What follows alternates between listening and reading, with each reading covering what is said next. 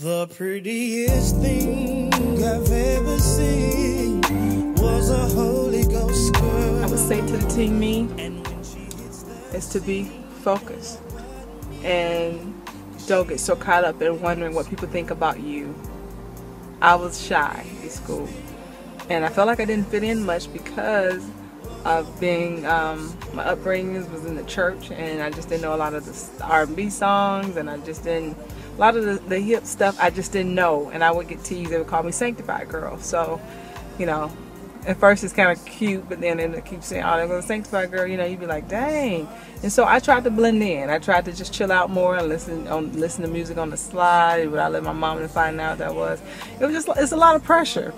And so doing this and just trying to, you know, blend in more with the crowd, I ended up meeting someone, falling in love, and I fell in love so quickly because I wanted to be accepted, and I felt like he accepted me for who I was, and he was attracted to that part, with the fact that I was different. So, and then once I fell in love, I couldn't even see straight. I was like, ooh.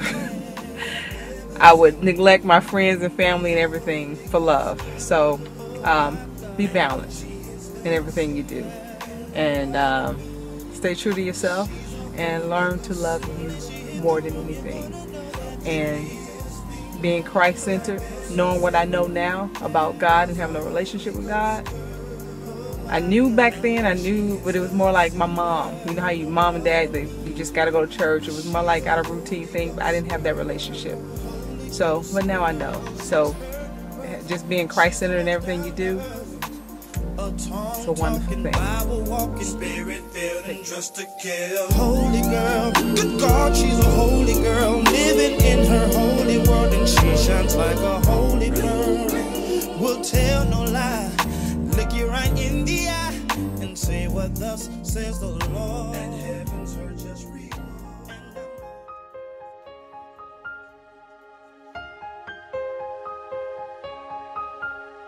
If only I could see me as you see me, and understand the way that I am loved, would it give a whole new meaning to my purpose, change the way I see the world? Hey everyone, it's Holland here, and I am gonna do a little question answer thing about something that was kind of presented, which is an interesting question. And the question was, what advice would I give my teenage self? Man, I would say, first of all, my name is Holland Reed, and I'm an actress, a photographer, and a host, and aspiring director. I want to do it all, and finally at a place in my life where I feel like I'm just going to try it, and if it works, it does, and if it doesn't, it doesn't. And I think that's the first piece of advice that I would give my teenage self. And I think the first thing is that don't worry about what people think.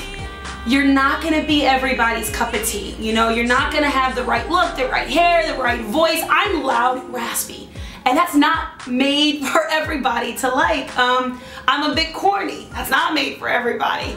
And that's just life, you know, and everything's not made for everybody, and that's the reason why we're all different, which is what makes this world interesting. So the first thing I would tell myself is, don't overthink being true to yourself, just be. So the second thing I would tell myself, my teenage self, I would tell myself that boys are not that serious at 16. They're not gonna be your husband most likely. You know, whatever, there's so much more life to live and life ahead of you.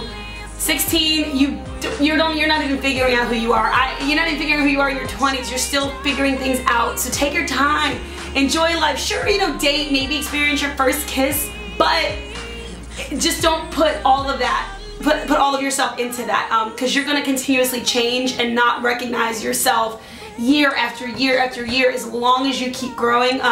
Which I guess is the other thing that I would tell myself is never stop learning and never stop growing, and don't be afraid to change, because change is good. I mean, well, positive change is good, and sometimes bad change is a learning experience. So don't be afraid to change and to always grow and get better. And I guess really to sum it all up is just to be brave. I regret a lot of things that I didn't do, because I guess you get scared. You get scared to finish things. You get scared about what people think. Don't be scared to reach out and, you know, go after what you want, because even if you fail at it, even if it sucks, whether it's a test, whether it's a film or a dance recital, whatever, if an audition, a tryout, you did it. And you can say that you did it, you can say that you tried, and then you can decide, do I want to continue or do I not? But always finish something. Never be afraid to finish something. Always be brave to finish something. So thanks for listening, guys, and I wish you all the best luck.